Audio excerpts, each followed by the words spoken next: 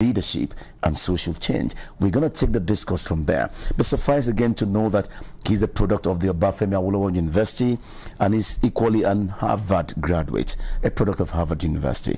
Please join me to welcome the presidential candidate of the Alliance for New Nigeria in the person of Mr. Adetokunbo Olufela Durotoye, simply called Fela Durotoye. It's a great honor. It is always a pleasure to be with you.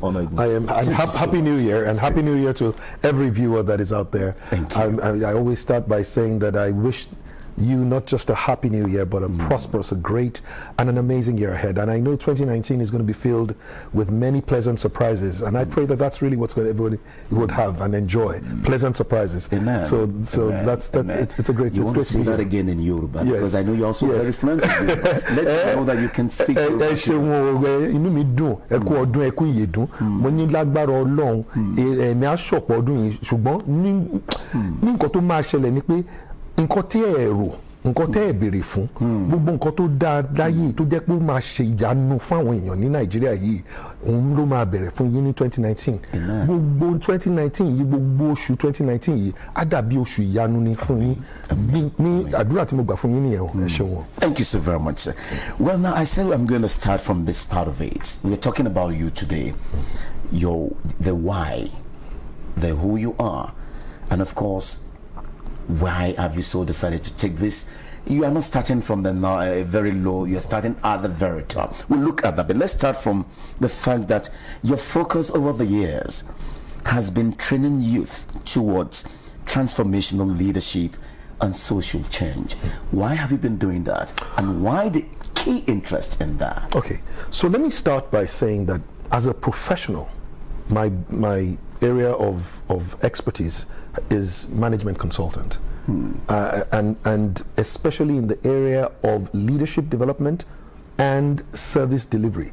So what we had happened over the years when I started my business, I started first. No, let me say before I even started my business, I started in my career in 1992 in a company called Ventures and Trust, and basically I was what you call a venture capital analyst. What we were doing simply was getting great companies and great ideas and looking for monies that will help them start. Because if you ask most people, they've got many brilliant ideas, but they don't know how to raise the funding. So what I did for the first few years of my career was actually raise money to help startups and people who would like to expand their business. After that, I joined a company called Phillips Consulting, and then went into full-time management consulting, helping to see how to manage businesses so that they can succeed. One of the key areas that we found out that businesses fail at is in the quality of service that they deliver. And most importantly, we found out that there are usually two kinds of people in any organization. Those who are leaders, who have a sense of responsibility, who have a sense of, this is my business, even though they don't own it. But they are not just employees. They are leaders in partnership with those who want to build the business to succeed. And then there are those that are just there to collect their salary. There are those that are just when I started my business, I was focusing on how do we help companies to succeed and to grow. And we realized that if you could get the people to begin to think differently about themselves and the way they serve customers, it will change. Now, that was how I started my business, and most of the businesses today, banks that you know today, almost every one of the banks that you know today has been my client at one time or the other, working on service delivery. But over time, I found out that, no matter how well a company succeeds, if the country is not succeeding, that's right, then it's like as if your success is like pouring water in a basket. And I'm sure that many people can testify to that.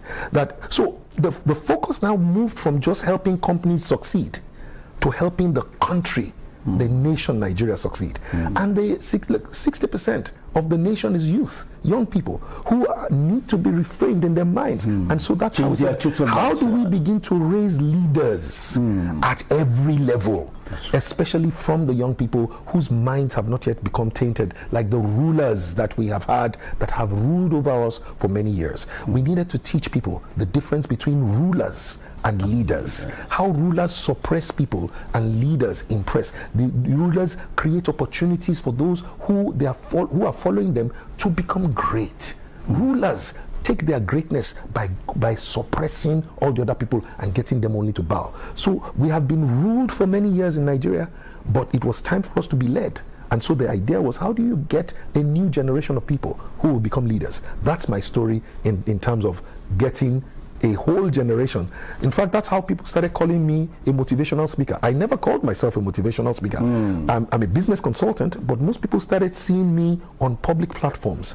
And you know, for me, I think that the day that everyone in Nigeria can begin to assume leadership, they will assume responsibility for Nigeria, they will assume ownership for Nigeria, and then they will begin to make sure that we build this nation together. And that's what the new Nigeria is. It's going to be a great nation. God has blessed Nigeria. No, indeed, God has blessed this great country. We can become a great nation where the son of a nobody can become somebody without knowing anybody. Just said something before you came. I said, if Macron in France can be president, a friend of mine said, the president, only they said, no. We'll get there. We will get people there. like you are there. Yes, and their system is working, institutions are working. Exactly. And you know the thing, the question is not really when we will get there, is when should we start? When should we start? Yes, because we may not know when we will get there. Let it me may be ask now. you then, when should we start? I believe that everybody will agree. The time to start is now. In fact, many times they always say there's a Chinese proverb that says the best time to plant a tree is 20 years ago. The next best time is today. Wow. Right? So the best time to start to do anything great is 10 years, 15 years ago. But the next best time is now. Today is the only day we can start doing something great so that tomorrow we can have the results of what it is that we're trying to get. All right, now let's now look at the direction now. I said earlier on, I said you never started from the very low level.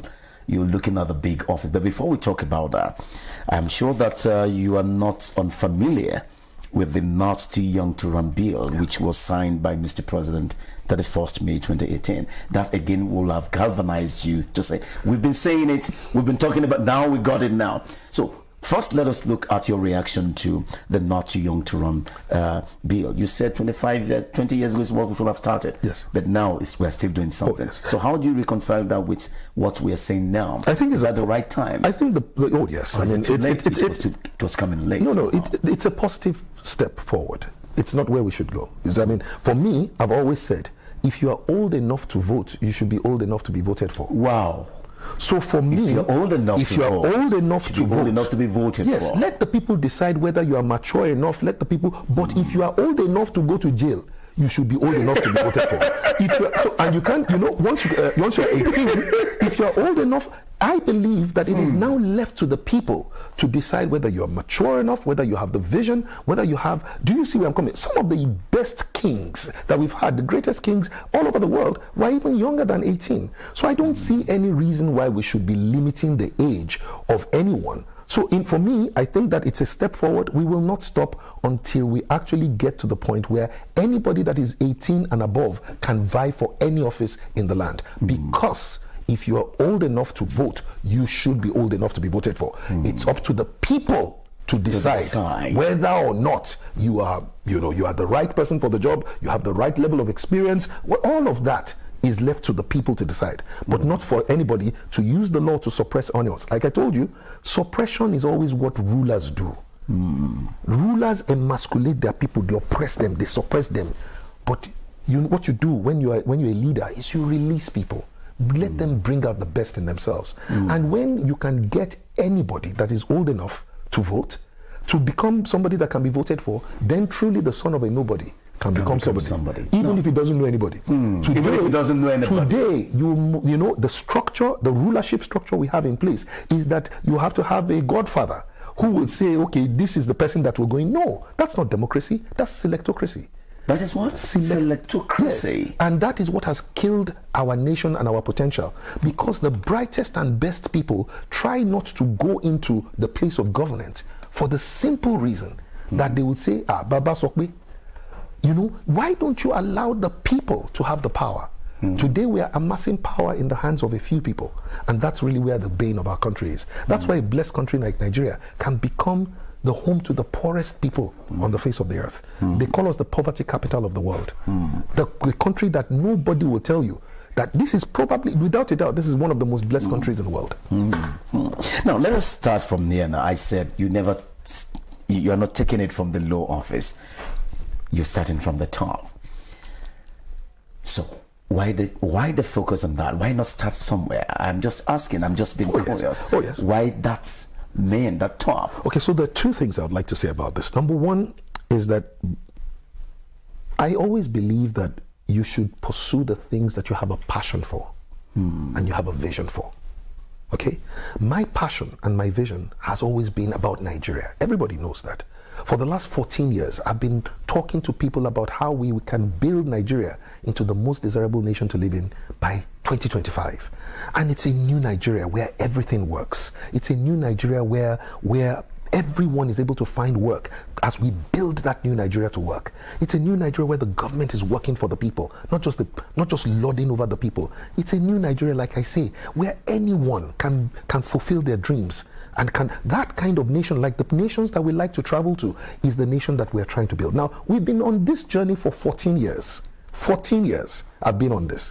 Now, what I found out is that we've used different kinds of projects to engage people to say, look, you can do it. You can, And over time, every project that we've done, whether it was Mushin Makeover, some people may remember, in 2009, that's 10 years ago, we did a project in Mushin where we painted, painted 296 houses. A colleague of mine said he was there. You were covered then. I didn't want precisely. Yes. So we've done projects like that. We've done projects where even in this Lagos, we took in District 4 and we trained over about 200 students in leadership, maths, and English. Bought 4,122 math sets for students free of charge. 4,122 four-figure tables. This was 2008.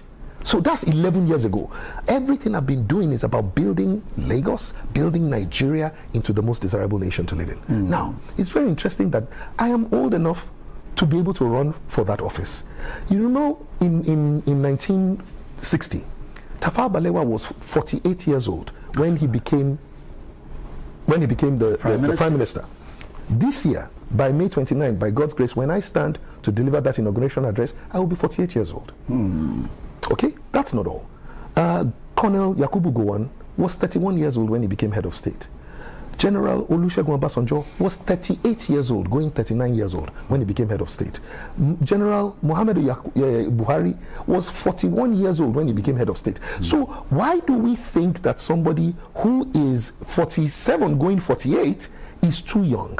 And why do you think that it has to start from the level? Well, for me, if I go to the level of presidency, I've always said to people, it's not about Fela Durotoye. No one man can save this nation. You need to have a coalition of good people and like minds who are at different levels. So at state assembly level, at gubernatorial level, at senate level, and all of that. But if I go for state assembly, can I inspire people to run for office of governor? Not likely. Maybe if I'm governor, I can inspire state. If I go for senate, can I inspire somebody to run for presidency? No. So what I've said is, you know what? I am going for the highest office, number one, because I have been pursuing the best for Nigeria for so long, and we're only trying to do better than we've always done. Okay? So my point is this. I believe that anybody can find anywhere that they feel like they are comfortable to be able to run at, and they can run. Don't worry about what Fela is running at. Let the people of Nigeria judge whether Fela has a plan, whether Fela has the experience. Let the people run. But you find whatever you're comfortable with. Today, because I'm running for president, there are people all over Nigeria that are running for State House of Assembly. Because I'm running for president, we have at least 10 people that are running for governor because they were inspired by me. Because I'm running for president, over 200 people are on a network, and even in our own party, Alliance for New Nigeria, that are running for House of Reps, and these people will not have run if I didn't run. For the high office. So I'm not just running for the office of presidency. I'm running for a new Nigeria. I'm running to gather good people. Someone would say this, with all due respect to you, sir, that there is this peculiarity about we as a people in this country, and that given all of this which you're saying, it's what is tenable, is what it's doable in a certain way the institutions, the systemic structure is working. I cited the case of Macron.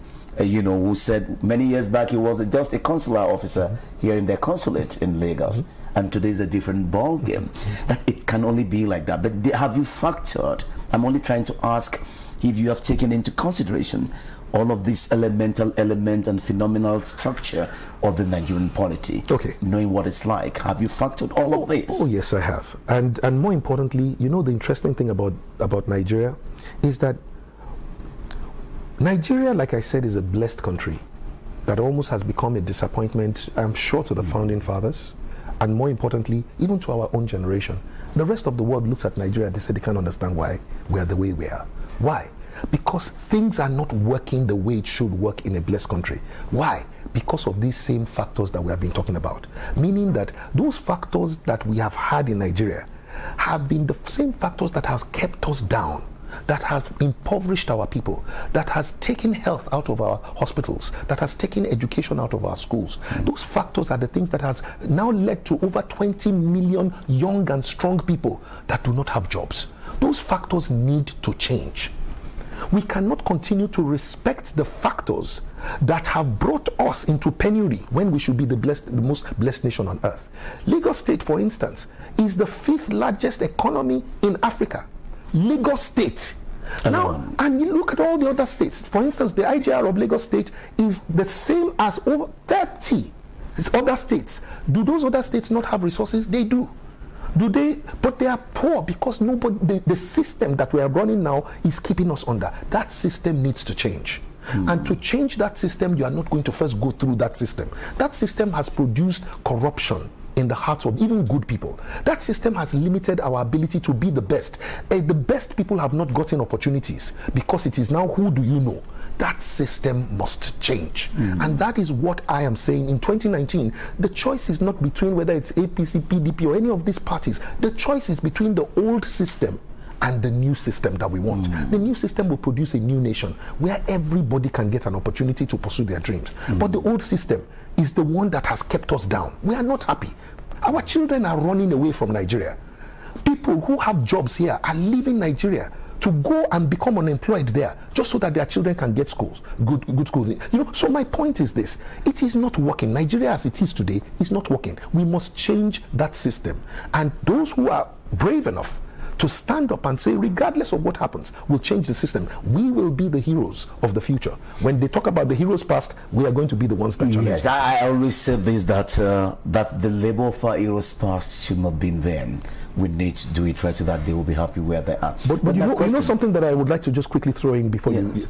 Do you realize that the same people today who are saying pass through the ranks were the same people who were young at that time when they got there, and they have tried to keep themselves in that place, telling everybody else to go and queue?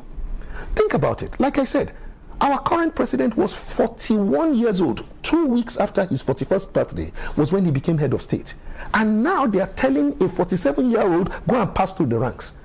In other words, look at it. The reason why they keep raising this thing is so that they will be able to sustain and keep themselves in perpetuity there. The people who should have retired and mentored another generation have failed to mentor that generation, and therefore do not want to retire. This, if you don't mind me asking this, some will tell you that this challenge of this system that must change, that you are clamoring, advocating, cannot be that easy when we look at the Constitution of the Federal Republic of Nigeria, that is not even a people-based constitution, but a constitution based on a midwife by the military. So how do we, or what will you rather do, or how do you intend to make this change changeable, given the fact that the Constitution remains what it is, sir? And if we don't do that, what we do see done by the House of the Senate, the House of Reps, is amendment these. They will look to certain ones just to suit certain purposes, not a total change of the Nigerian constitution, which needs to be changed. How will we do that if we don't change the constitution? Okay, I would start by saying that there's a reason why both our eyes are kept in front of our head and not one eye in front and one eye at the back. You see, you have one ear on the one side and the other ear on the other side, so you can hear two sides of the story before you take a decision. But your eyes both are in front of you because you are supposed to be focused on where you are going. A lot of times we look back at the things that are supposedly held us back, forgetting that these are the things we need to change. Should we change our constitution? Absolutely. Have we had administrations, almost five administrations now, since the time when we have started? If you look at the electoral, so this is going to be our fifth election in the last. We had one in 1999, one in 2003, one in 2007, one in 2011, one in 2015. So we've already had 5 elections. Each of those times we had people who have complained about our constitution but have not done anything to change it. What we are saying is those people, they didn't understand it. You know, it is time for a new generation of people who will come up and lay the foundation for the future, not be relying on the constitution that is not working. We must create a what I call a constitutional review commission. And a constitutional review commission is an institution that is meant to come up with all the different ideas of things that need to be changed in the constitution. Not just when we have one event that we say, oh, we are having a confab. No, constitutions are meant to be improved over time, as they've done in America. They don't need to have a confab every time. So everything that is not working in our constitution, and one of them for me is state of origin. State of origin is not working. Why? Because it doesn't give everybody that is a Nigerian an opportunity to be the best they can be in every state across Nigeria. Where do you hear of state of origin in the UK? Where do you hear of state of origin in the United States? Where do you hear of state of origin in any of the great countries in the world? Because, look, do you remember that there was a time when there were 2 brothers, Jeb Bush and George Bush, that were both governors at the same time. George Bush was governor of Texas, Jeb Bush was governor of Florida. Barack Obama was born in Hawaii. He lived in Chicago for 20 years and became a senator, and then went on to become a federal senator. And then you see, here in Nigeria, we have to let go of this thing called state of origin so that we can have something called state of residence. Wherever you are, if you are making a difference there, you should be able to make the best. For instance, my mother is from Lagos State, right? My father is from Okemesi Ekiti. He has never lived in Okemesi Ekiti. His father barely lived in Okemesi until his retirement. Now, I was born in Ibadan. I grew up in Ife. I have lived the last 20-something years in Lagos, paid taxes in Lagos. And yet somebody will say to me, if I want to be governor of Lagos State, that you cannot be governor of Lagos State. Why? They will say, go to Ekiti, which is where Okemesi is. When I get to Ekiti, they will say, but you have not lived here. So you see that we have not found a way. If we have state of residence, then everybody that lives in a place that has contributed to the place can be able to make the best out of that place. And that's one of the kind of things that we're doing. But that will happen when we have a constitutional review commission that is constantly looking at little things that we can tweak, and that's how we're going to have it. I will quickly make it quick. Oh, the time I'm watching that, but let's just look at this. You may have to find another time for us to. I would always come back for you to continue, so that I just want to let us see X-ray to know how competent, capable the man we're talking about can really deliver this good. Now, but let me put it this way: what would you want to do differently if, by the grace of God, today you are the President of the Federal Republic and Commander-in-Chief of the Armed Forces of Nigeria, so that when you say this, we may end it here today. You come back where I'm told you're going to the North for campaign. Yes. You come back, we continue where we start. But let's get your reaction. What will you do differently? All right. So there are 4 things that a Fela Durotoye-led administration will do differently to build Nigeria into one of the greatest nations in the world, and that will happen by God's grace starting May 29. This year, 2019. The first thing is, and I want to say it very quickly, is reduce the cost of governance. Number 2, reform our government institutions to ensure that those government institutions are delivering great service to the people. And then number 3, make sure we restructure our economy to ensure that we build all the local governments in Nigeria, 774 of them, we are able to turn them into industrial hubs and industrial estates like the way Ikeja was or Agbara is, so that everything that is in those local governments can be produced, processed, and prepared and packaged in those places for export and for local consumption. The last one is we want to reorient the minds of Nigerians along 10 simple value systems. And we want every Nigerian over time, and we will do this every week, is number one, make a positive impact on everyone you meet and everywhere you go. Number two, be a solution provider and not a part of the problem to be solved. Number three, be a role model worthy of emulation. Number four, be your best in all you do, particularly what you're naturally good at. Number five, do the right thing at all times, regardless of who's doing the wrong thing. Number six, value time and make the best use of it. Number seven, care and show respect to all through your words and your actions. Number eight, consciously build a great legacy, starting now, today, and every day. Number nine, live a life of integrity and honor. And number 10, make your family, your nation, and your God proud. What is the impact of the things that we will do? Very quickly. Number one, when we reduce the cost of governance, especially there's too much wastage in government as we speak today. It's just too much wastage, and corruption and overinflating. We are going to make sure that all of those things are cut out. Why? So that we can get the money that is required to invest in the things that improve the lives of people, so that we can be able to provide jobs in agriculture. We can be able to use security. And right now, we are so poorly and inadequately policed. For instance, we need to have about 1.5 million people, million policemen. We only have about 338,000. We need to hire something close to about almost 900,000 policemen for us to have the kind of police force that we need. Then we need to make sure that we invest in infrastructure. We need to make sure that we invest in power, most importantly, because without power you cannot do anything. And then of course invest in our schools, healthcare. If we take from when we are able to reduce the cost, the wastage in governance today, we'll be able to invest in the things that make the difference. 30,000 naira is not something that is too much for states to pay. But when the same states that are putting 30 convoys, spending billions on convoy of a governor, the governor that will fly private jet is telling that he cannot pay 30,000 naira for that it is not because it cannot be paid, it is because they don't have a heart for the people. And I believe that we will have a government that will have a heart for the people, that will have a vision for this nation, that will inspire this nation, that would make sure that we build our systems, and merit will become the order of the day, so that a child of nobody can become somebody without knowing anybody. That was how we used to be before. You could get into any school simply by passing the exam. You could get a job simply by submitting a good CV. You could get, you didn't have to know the lecturer to pass a course. There was a time when merit and excellence was the order of the day. That is what we are going to restore back in Nigeria. The right values that will drive the Nigerians to become the kind of people you want to live with, the kind of people you want to work with, the kind of people you want to do business with, and the kind of nation you want to do business in. The last thing I would just like to say is that we will have to industrialize Nigeria.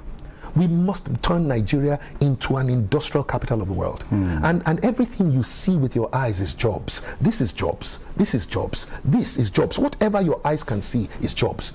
Every time you see that a nation is not working, the people will not find work. But when you industrialize a nation and you begin to produce things in that nation, we will have jobs. And Nigeria is almost in the center of the world. So what we are saying is very simple. We must industrialize Nigeria. We must revolutionize our minds and make sure that our people, and then let's bring excellence back into Nigeria. This, I think, is what it is that you expect. I think this is where we'll stop the discourse for today. You will come back to complete the remaining part of the discourse that was not discussed today. I would be glad to come back. But I think the most important thing is just to quickly remind everyone, 2019 is not just any ordinary year.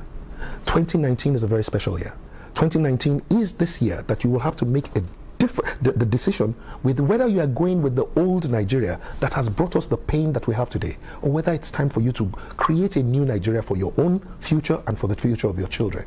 Today, Nigeria is not working for anybody. We need a new set of people who have a new set of minds. We need a new set. The old people that have brought us here cannot be the same people that will take us where we're going. So it is time for you to take that decision. And don't let anybody tell you your vote will not count. If your vote does not count, people will not be buying it. So don't let anybody tell you your vote will not count. You must vote, and make sure you vote for a new Nigeria, the nation that you want to live in, one that you'll be proud of, where there will be jobs and opportunities for everybody, where the son of a nobody can become somebody without knowing anybody. That's the nation you want.